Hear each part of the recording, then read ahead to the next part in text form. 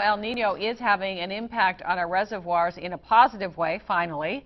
Uvis Creek in Morgan Hill is now up to 54% capacity. That's up 28% from January 18th.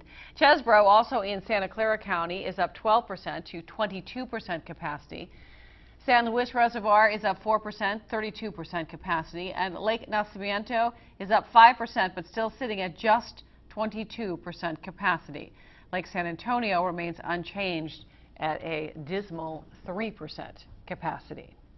California American Water wants to raise your water rates, and today and tonight you get a chance to tell the Public Utilities Commission what you think about that.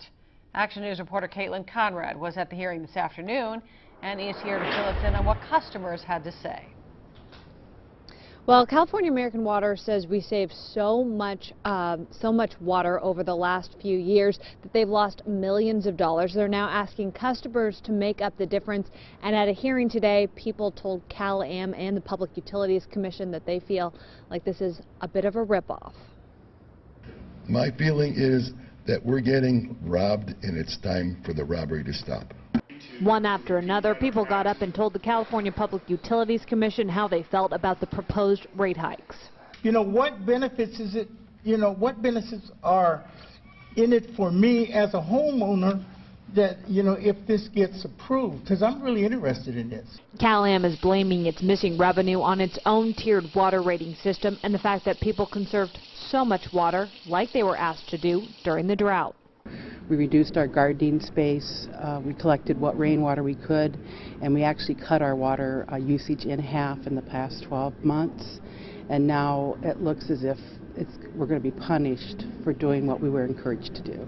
Currently, the average California American Water customer pays about $46 per billing cycle. With the proposed changes, the price would be about $64.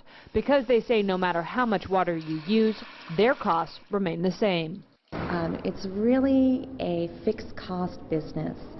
So even if we're all using less water as a community, the costs of delivering the water, treating the water, producing the water, maintaining and operating the system don't go down. But ratepayers at the hearing weren't buying the argument.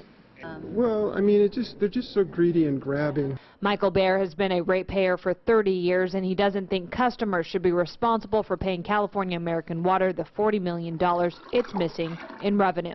I mean, do we have to guarantee every penny that they're, it's their own mismanagement? And it makes sense that if you charge a whole lot for water, even the wealthy people who use a lot of water will use less. That's how they got to be wealthy in the first place. The California Public Utilities Commission could still shoot this proposal down. The people that you heard from were at the 2 o'clock hearing. There's another hearing tonight. It starts at 7 and it's open to the public. Aaron? And probably going to be just as raucous as that one. Thank you, Caitlin. Cal-Am first filed the request this past summer. It is up to the commission to give a yes or a no, which is expected sometime in October. If the Public Utilities Commission approves the rate request, you could see an increase on your bill as soon as November.